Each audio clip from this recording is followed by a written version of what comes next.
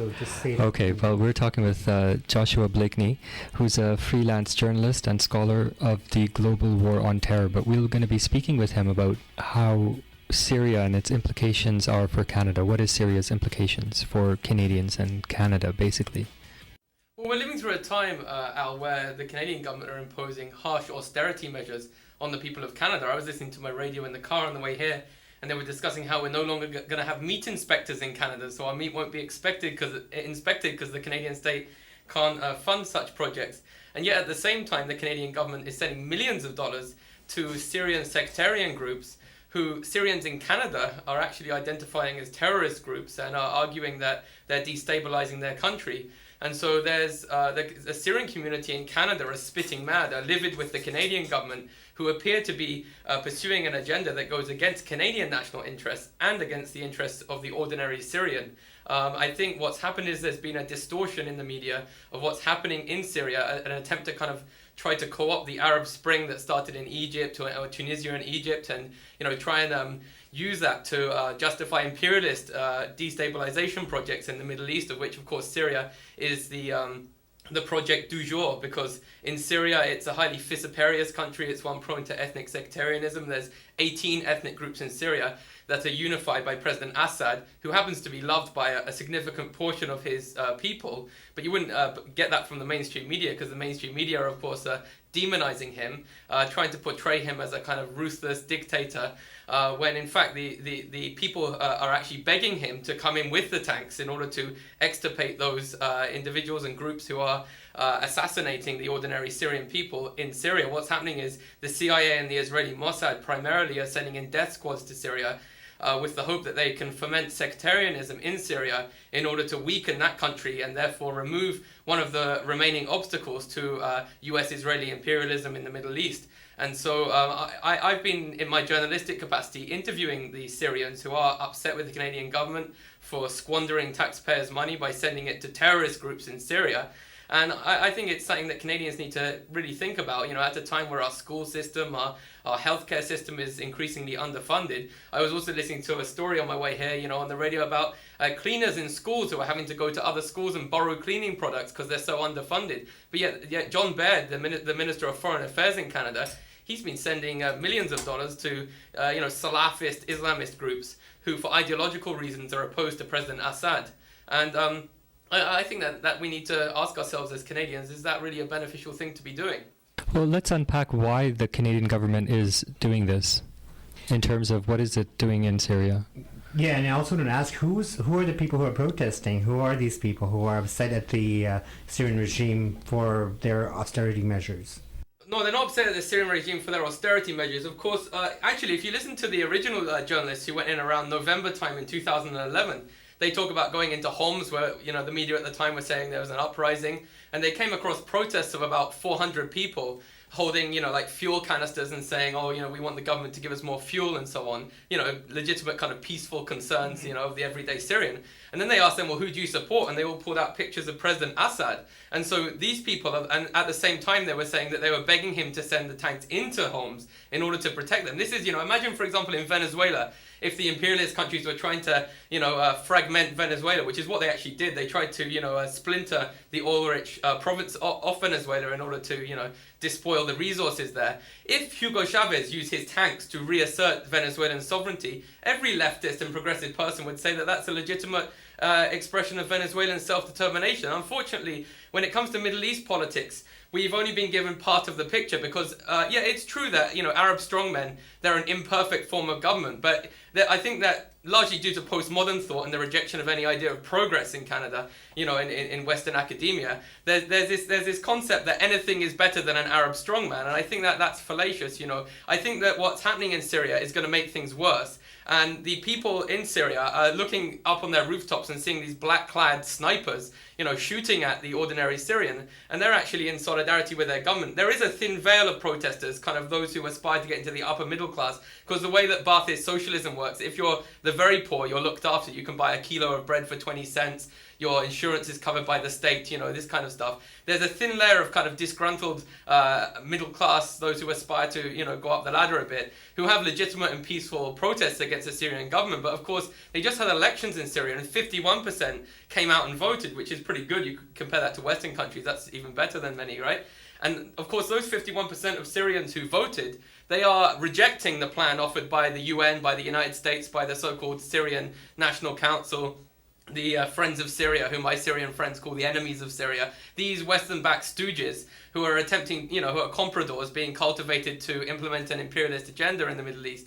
And so that's what I think, how we need to view this. And I think this goes back to there being largely a misdiagnosis of the war on terror in general. I mean, in my graduate studies, I got into, what were the motives for the war on terror. And there was this kind of mantra on the left when it came to the Iraq war, oh, it's a war for oil, it's a war for oil. But increasingly, new scholars emerged, such as James Petrus and Stephen Snigoski, Walton Mearsheimer of the University of Chicago and Harvard, respectively. And they drew attention to the influence of Israel on Israeli, pro-Israel lobbyists on US foreign policy. And I think if you go into the documentary evidence, there's many Israeli scholars who have argued, well, it's completely rational from an Israeli perspective to want to balkanize the Middle East, right? Because then you get the Arabs and Muslims fighting each other. The criticism I've heard from many is that the reason why the US and others are going after Syria particularly and Iran is because of their lack of support for Israel. Is that... Yes, I think that's completely valid. I mean, even if you look at US empire builders like Zbigniew Brzezinski, I mean, they're the people who built the American empire. They say it's completely mad and against US national interests to go and take out Iran. So I think that the US would not be so belligerent towards the Iranian government were it not for the influence of what Professor James Petrus, who's a leftist, has called the Zionist power configuration. The many professors, doctors, dentists, lawyers, journalists, as well as the everyday lobbyists such as AIPAC, who work in order to prevent the US from pursuing any policy that jeopardizes the national interests of Israel, as expressed by the Likud party on the Israeli hard right. And so I think we need to ask ourselves in Canada, why is it that we're sending taxpayers' money to these sectarian groups in Syria? Could it be that the Canadian government are putting the national interests of, say, Israel above the national interests of Canada? Of course, Stephen Harper rose into prominence with extremist rags like the ASPA media, like the National Post and the Ottawa Citizen and the Edmonton Journal, legitimating his extremist agenda. Israel Asper is a Zionist fundamentalist, in my opinion, who went on to own 60% of the Canadian media. And we have to ask ourselves, what's going on here? Could it be that Canada's foreign policy is kind of being outsourced to the Israeli government, and that Stephen Harper and John Baird are kind of caretakers who just read a script? I mean, we saw, Stephen Harper's Iraq war speech was a replica of Johnny Howard in Australia's Iraq war speech. So they actually literally read a speech. I think we need to ask ourselves these questions, and I don't think that on the left we should allow ourselves to treat matters of Israel and Zionist power as taboo, because if it was ethnic obscurantism coming from Afrikaners in South Africa, we would rightly denounce it and decry it. If it was ethnic obscurantism coming from Germany, of course we would oppose that fascist agenda. But when it's ethnic obscurantism coming from Zionist Israel, people get weak at the knees and refuse to address it and say that we can't talk about this. And in my scholarship, I am attempting to address this matter, as are others. And as I say, Walton Mearsheimer, they're not an internet blogger. They're the University of Chicago and Harvard who wrote the text, The Israel Lobby and US Foreign Policy, in which they advanced the thesis that the Iraq war was not primarily motivated by big oil, but rather actually jeopardized the interests of big oil, because it created civil war in Iraq, where the Kurds, the Sunnis, the Shias fought each other, which created mayhem in the country. And I think this creation of a Rwanda-type situation in the Middle East, creating civil war on top of the world's biggest oil fields, could only be serving the interests of one government, which is Israel. Of course, Saudi Arabia and Qatar are kind of tagging along and sponsoring these Salafist groups that are attempting to fight President Assad. But luckily, the Syrian people are with their Ba'athist president. And I think that activists need to ask themselves, when they go to these staged protests, for human rights in Syria, waving the 3-starred flag. That was the flag that the French imperialists imposed upon Syria. It's the flag that the French colonial mandates used in Syria under their mandate.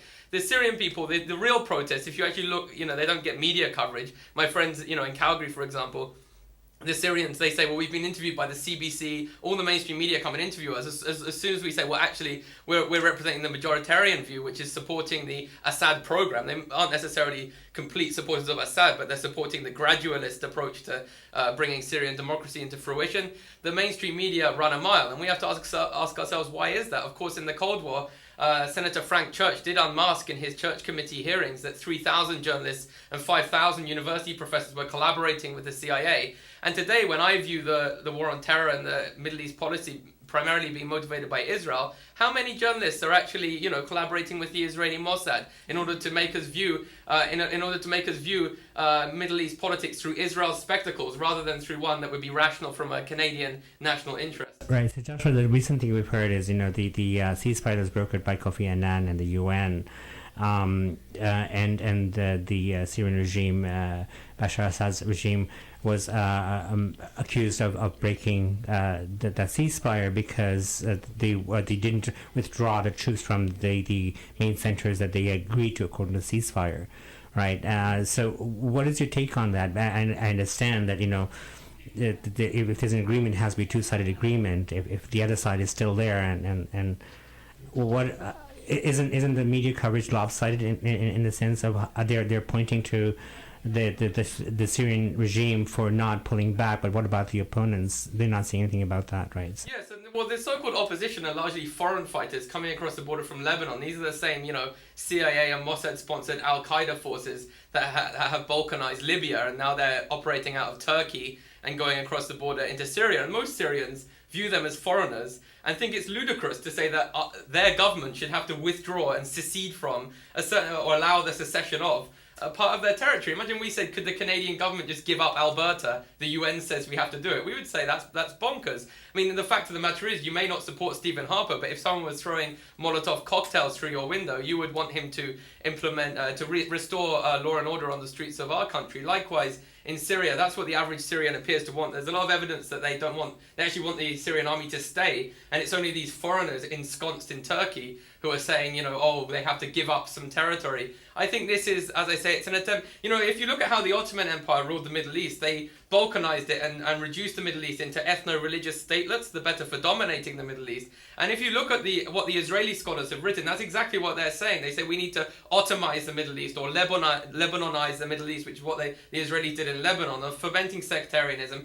Now the Israeli-backed forces are, inciting the Kurdish movements like they did in Iraq in order to balkanize Iraq. Now there's going to be, a Kurdish movement to try and secede from Syria. And so I think those of us who care about progress, care about working class Syrians, should support this gradualist approach to Syrian democracy, which is being implemented by those who are resisting imperialism in the Middle East. I mean, I would say Syria is one of the last bastions of Arab dignity, because all the rest of the Middle Eastern governments are stooges of Western imperialism. And that's what the average Syrian is saying. They're saying we may not have a complete support for President Assad, but we want a peaceful and gradual transition to democracy, not one where you have these black-clad snipers on top of rooftops shooting in an indiscriminate way. I mean, this is a replica of what occurred in Latin America in the Cold War, where there was Western-backed death squads sent in, and of course they were capitalist restorationists who were fighting anyone who tried to do more democratic and socialistic approaches in their communities.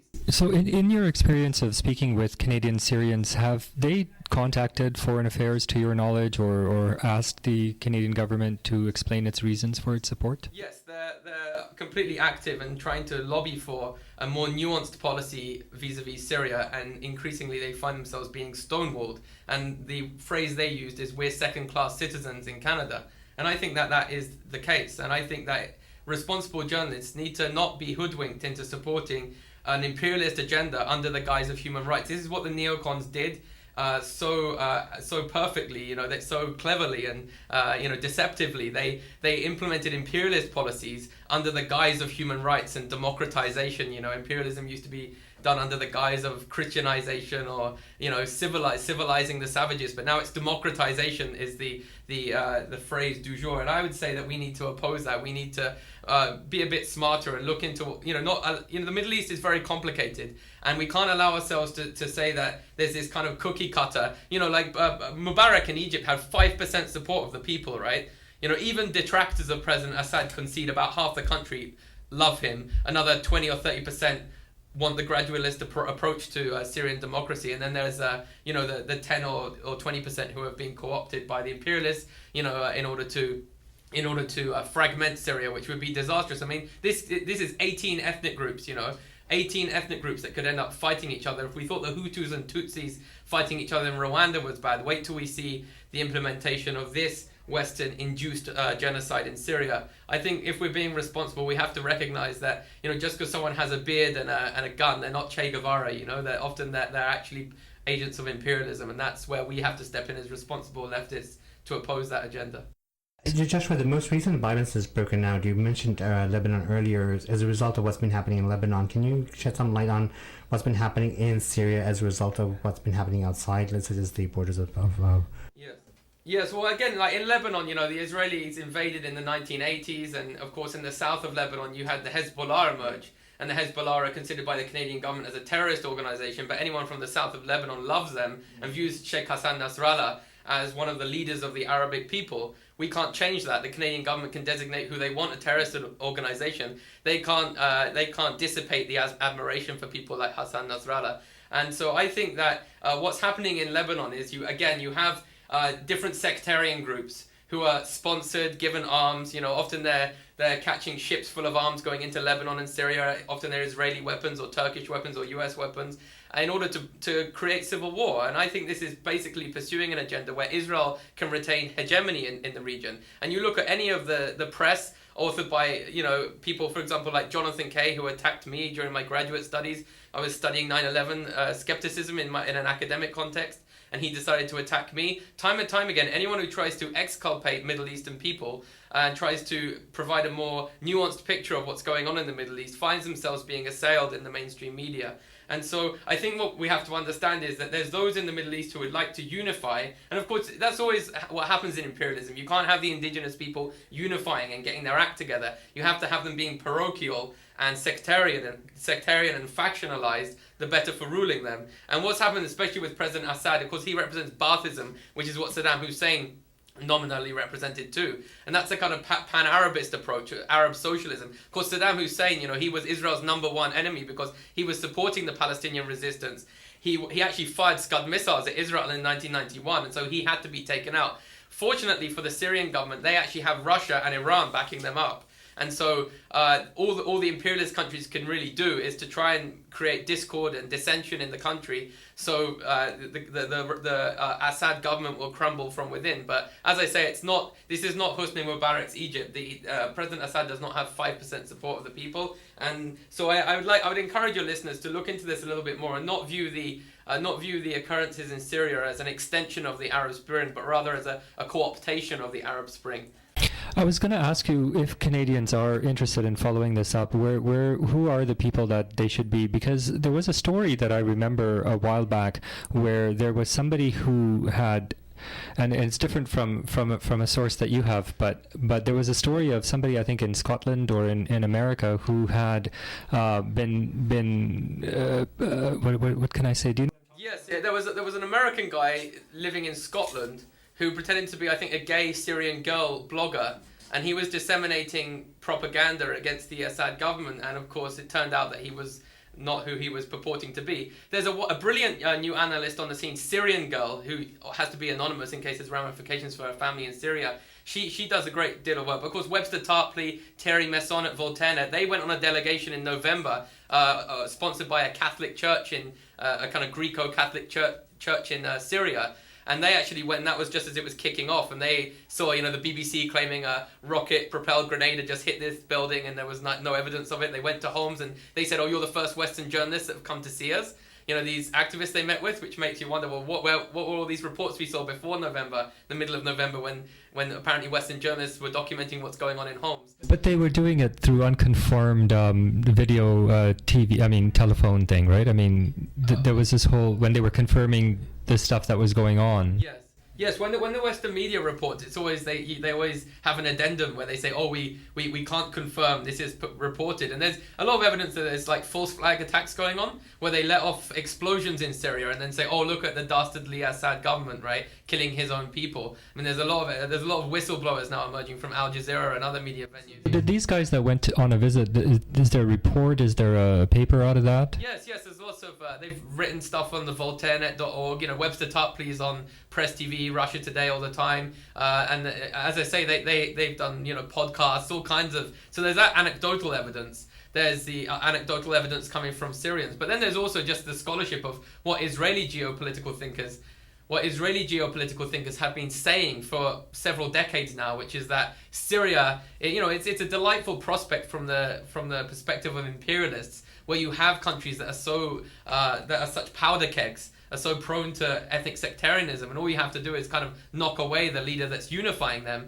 and you can have them killing each other off. Of course, the Israelis don't want Arabs and Muslims to get their act together to unify, to extirpate the cuckoo in the nest, which is, from their perspective, Zionist Israel.